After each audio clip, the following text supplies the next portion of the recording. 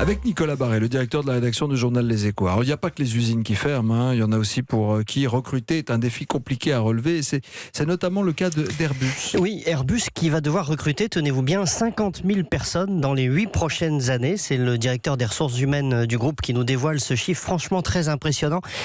Pour situer l'ordre de grandeur, Renault en France emploie 48 000 personnes. C'est donc l'équivalent de l'effectif français de Renault que Airbus doit recruter d'ici 2027. C'est un énorme défi, mais pourquoi doivent-ils recruter autant de monde ?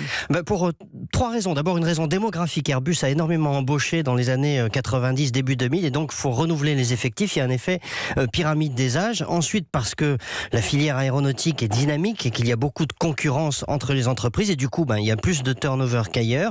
Et puis enfin, parce que les métiers changent. Il faut recruter de nouvelles compétences. Dans le numérique, par exemple, des métiers nouveaux apparaissent sans arrêt. Airbus a recruté 1000 data analystes en 2 ans, une denrée rare que l'on s'arrache car tous les secteurs en ont besoin. La distribution, la presse, l'industrie, la banque, etc. Le patron d'un autre groupe français important appartenant au CAC 40 me confiait il y a quelques jours qu'il avait un mal fou à recruter dans tous ces métiers du numérique, des télécoms, de l'électronique.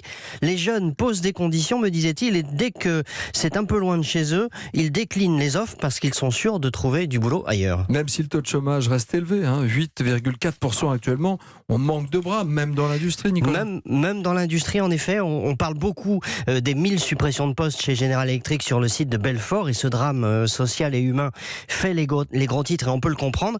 Mais n'oublions pas une autre réalité, à savoir que l'industrie française crée aujourd'hui plus d'emplois qu'elle n'en détruit, plus 12 000 en net l'an dernier, plus 17 000 attendus cette année selon l'INSEE.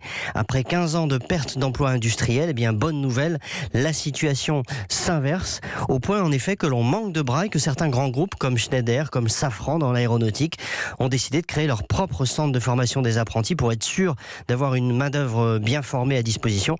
Airbus, Safran, Thales, etc. Si l'aéronautique vous intéresse, c'est le moment, on embauche.